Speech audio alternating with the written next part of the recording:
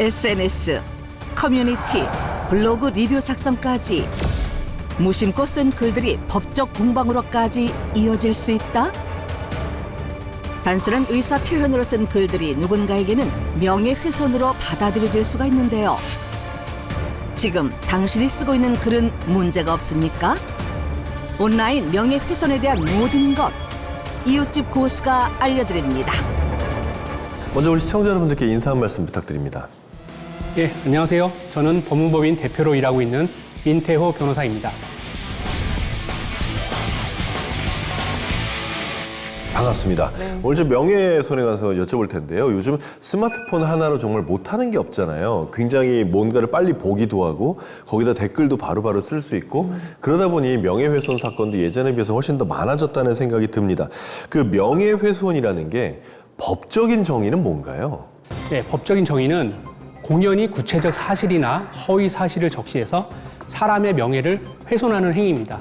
즉, 공연성이란 요건하고 사실 적시라는 행위, 또 그 사실 적시가 인간의 사회적 가치에 대한 외부적 평가를 훼손을 하는 경우에 성립합니다.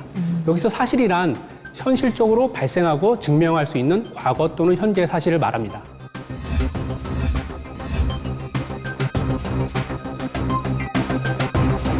아니 그러면 사실을 말했는데도 명예훼손이 되는 경우가 있는 건가요?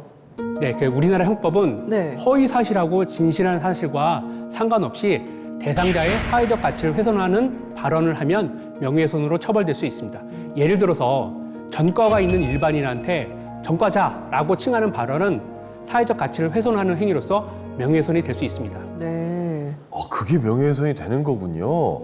야, 진짜 조심해야 되겠다는 생각이 듭니다. 그러면 허위 사실을 적어서 명예훼손을 하는 것과 사실을 얘기해서 명예훼손을 하는 거, 이 두 가지의 큰 차이점은 뭐가 있습니까? 네, 일단 형법상 처벌 수위가 다릅니다.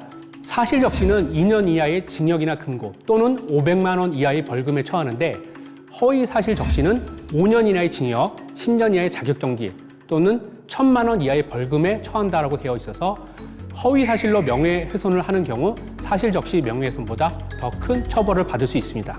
그렇군요. 그리고 요즘에 뭐 SNS나 그 메신저 단톡방이라고 하죠. 여기서도 사실은 뭐 명예훼손 같은 그런 발언들이 많이 나오고 있는데 이건 어떻게 되나요? 그 단톡방이나 메신저 해당 글이 사실 적시에 해당하고 사람의 명예를 훼손할 만한 글이라면 불특정 다수가 볼 수 있는 상황이므로 명예훼손에 해당합니다.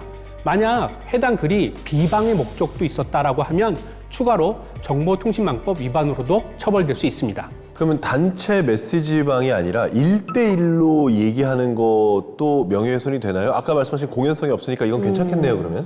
명예훼손이 성립하기 위해서는 아까 말씀드린 대로 네. 공연성이라는 요건을 충족해야 됩니다. 불특정 다수한테 사실 적시 행위가 있어야 하는데 카카오톡이나 문자 메시지로 대화 당사자 사이에 이루어진 사적인 대화로는 원칙적으로 명예훼손이 성립될 수 없습니다. 그런데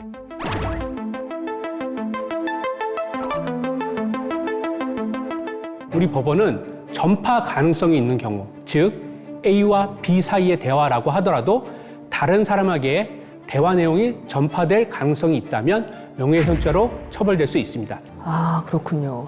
그리고 블로그 얘기가 나와서 말인데요. 요즘 뭐 블로그로 리뷰, 후기 이런 거 많이 올리는데 이런 것 같은 경우도 뭐 좀 안 좋게 리뷰를 한다던가 또 별점을 안 좋게 준다던가 이런 것들도 명예훼손 이슈가 좀 있더라고요. 이건 어떤 부분일까요? 네, 우리나라 형법 310조는 네. 적시된 사실이 진실하고 오로지 공공의 이익에 관한 때에는 처벌되지 않습니다.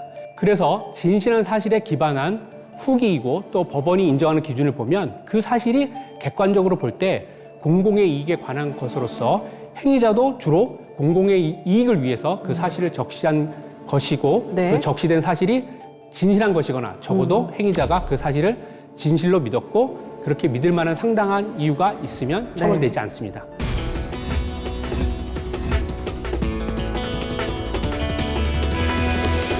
그 명예훼손 관련된 얘기를 보다 보면 저희 일반인들 입장에서는 어렵고 헷갈리는 게 모욕죄랑 구분이 잘 안 되거든요. 이 두 가지는 뭐가 다른가요? 네, 명예훼손은 사람의 사회적 평가를 저하시킬 만한 구체적 사실 적시를 해서 명예를 침해하는 경우에 성립하는 거고요.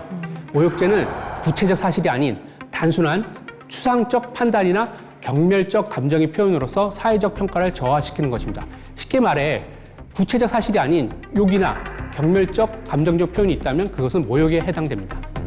어렵네요. 예를 들어서 한번 설명해 주시겠어요? 예를 들면 쟤는 사기꾼이야 라는 표현은 사실은 이거는 뭐 사실적신이 아니냐를 따질 수도 있지만 그 이전에 이거는 그 사람에 대한 사실 사회적 가치를 내리는 거고 그렇죠. 경멸적 표현이 해당될 수 있기 때문에 이건 모욕죄에 해당될 수 있습니다. 그런 모욕죄의 경우에는 사실적시냐 사실이 아니냐는 상관없습니까? 네. 그러면 이제 무심코 글을 이제 썼어요. 명예훼손적인 글을 썼는데 이걸 뒤늦게 지웠어요. 이런 경우 어떻게 되나요? 그 원본 글이 삭제되었다고 하더라도 아까 말씀드렸다시피 불특정 또는 다수인이 인식할 수 있는 상태가 있었고 그 캡처본이 있었다면 증거가 돼서 처벌될 수 있습니다. 끝으로 명예훼손과 관련된 분쟁에 휘말리지 않기 위해서 우리가 조심해야 될 점은 어떤 건가요? 네. 글이나 말을 대중이나 불특정 다수에게 전달할 때 표현하고자 하는 내용이 객관적 사실에 부합하는지 충분히 확인해야 됩니다. 이게 단순히 소문이나 추측에 기반한 표현은 사실 위험합니다. 그래서 적시한 사실에 대한 증거 등을 확보해두면 좋습니다. 아까 후기나 리뷰 같은 경우는 제품이나 서비스에 대한 객관적 평가와 정보 제공을 목적으로 해야 합니다. 정보 제공 또는 뭐 서비스 개선을 위해 후기를 올린다 이런 점을 명확히 하면 좋습니다. 그래서 필요 최소한의 표현 또 모욕적 표현을 자제하시는 것이 좋고요. 과장된 표현을 할 때에도 중요한 부분에 있어서 객관적 사실과 합치되어야 합니다. 알겠습니다. 오늘 좋은 말씀 도와주셔서 감사합니다. 감사합니다. 네, 고맙습니다.